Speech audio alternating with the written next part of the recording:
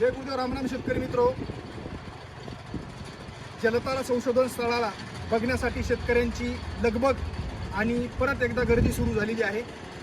आज बीड जिल्ह्यातील पाटोदा तालुक्यातील नफरवाडी या गावचे सरपंच आणि काही शेतकरी जलतारा प्रकल्प पाहण्यासाठी जलताराचं संशोधन भूमी वाटूर, तालुका परतूर, जिल्हा जालना इथे आमच्या शेतावर आलेले आहेत। मागच्या 1 तासापासून त्यांना जलताराची पूर्ण माहिती दिली आणि आता शिवार फेरी केली आणि जलताराच्या पहिल्या संशोधन खड्ड्याजवळ येऊन आज हा व्हिडिओ तुमच्या संदेशासाठी करतोय, कारण तुम्ही पण आपल्या शेतामध्ये जलतारा प्रकल्प करून पाण्याची पातळी वाढवा, आर्थिक समृद्ध व्हा, पाण्याचा निचरा करून अतिवृष्टीपासून वाचा आणि नैसर्गिक जीवजंतूंना जगवण्यासाठी जलतारानं जो ओलावा 12 महिने दिलेला आहे त्यातून अधिकचं उत्पन्न मिळवा, हा एक संदेश मी आज तुम्हाला या ठिकाणाहून देऊ इच्छितो।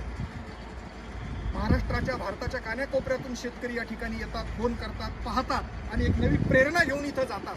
कारण जलताराचं संशोधन कसं झालं, त्याचे फायदे कसे आहेत, जसं म्हणतात ना मंदिरात गेल्यावर देव दिसतो आणि पाण्यात उडी मारल्यावर पाण्याची खोली कळते, तसं इथं आल्यावर आज माझ्या बाजूला जे आहेत ते भारताच्या SPG कमांडोमधले कमांडो होते, ज्यांनी APJ अब्दुल कलाम साहेबांना संरक्षण दिलेलं आहे, ज्यांनी राष्ट्रपती प्रतिभाताई पाटलांना संरक्षण दिलेलं आहे। तर आज दिल्लीमध्ये राहून आज ते आपल्या मूळ गावी रिटायरमेंटच्या नंतर आलेले आहेत आणि त्यांनी माझे व्हिडिओ बघितले आणि आज ते या सगळ्या मंडळीला घेऊन या ठिकाणी आलेले आहेत। तर शेतकरी मित्रो, या सगळ्या मंडळींचा परिचय मी तुम्हाला करून देतो। त्यांनी इथं आले, त्यांना जलताराची माहिती दिली, जलतारा प्रक्रिया त्यांनी प्रत्यक्ष या संशोधन भूमीवर पाहिली आणि हा चमत्कार पाहिला की 42 फूट खोलीच्या विहिरीमध्ये कशा पद्धतीनं पाणी भरलेलं आहे आणि एक विहीर जलताराच्या माध्यमातून पाणी पातळी वाढले आणि आज काठोकाठ भरलेली आहे आणि 25 एकरला पाणी पुरवते। हे सगळं चित्र बघून त्यांना काय वाटलं आणि त्यांनी काय संकल्प केला आपल्या गावाला जलतारा करण्यासाठी, काय प्रेरणा घेतली इथून, तर त्यांनाच मी बोलता करतो। तर मी पहिल्यांदा सरपंचाला विनंती करतो, सरपंच तुमचं नाव सांगा आणि तुम्ही इथं येण्याच्या पाठीमागचं कारण पण सांगा। माझं नाव बंडू बाबासाहेब सवाटे, तर ते तुमच्यावाले व्हिडिओ पाहून जेव्हा कसा असतो प्रकल्प, त्याच्यासाठी आम्ही समक्ष बघण्यासाठी इथे आलेलो आहोत। ते बघून आम्हाला ते थोडंसं असं आश्चर्यचकित झाल्यासारखं वाटलं की इतक्या कमी रानाच्या ह्याच्यामध्ये खड्डे करून ते विहिरीला पाणी, त्याच्यात निचरा, ते बघून आम्हाला एक असा आमचं कल्पना झाली की आमच्या गावामध्ये सुद्धा पूर्ण गावामध्ये ही प्रकल्प राबवायचा आणि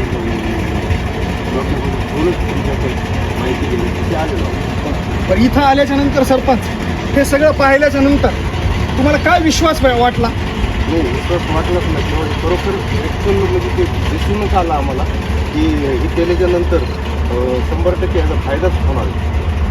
नक्कीच होणार।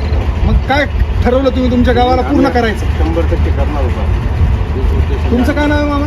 मी शिवाजी अण्णा देहरी नफरवाडी। बर शेतकरी बर, काय वाटलं अण्णा तुम्हाला? आम्हाला सगळ्यात हे ओरिजिनल वाटतं। याचं ओरिजिनल वाटण्याच्या पाठीमागचं कारण काय? तुम्ही तर हाडामाचाचे शेतकरी आहेत। हा, आणि कारण हे खात्रीशीर वाटलंय आम्हाला की ही योजना आपल्याकडं राबवासारखी आहे।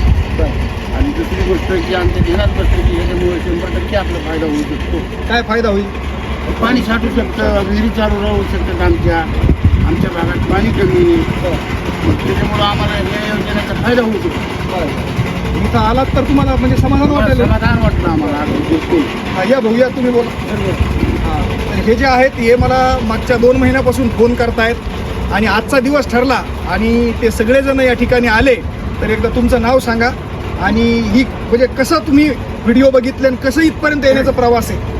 माझं नाव धैर्य दत्तात्रय लक्ष्मण, गाव नफरवाडी। कामेश्वर विद्यालयामध्ये 30 वर्ष शिक्षकाची नोकरी केली।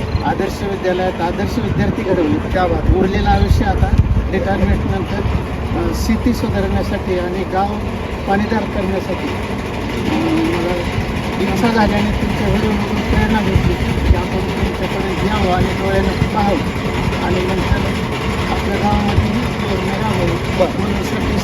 बरं, तर डोळ्यानं तुम्ही इथं आल्यावर पाहिलं, तर पाहिल्याच्या नंतर तुम्हाला काय वाटलं? समाधान वाटलं म्हणजे जसं मी व्हिडिओत बोलतो ते प्रत्यक्ष खरं आहे ना? नाही, हे अगदी खरं आहे, याच्यामध्ये काहीच चूक नाही।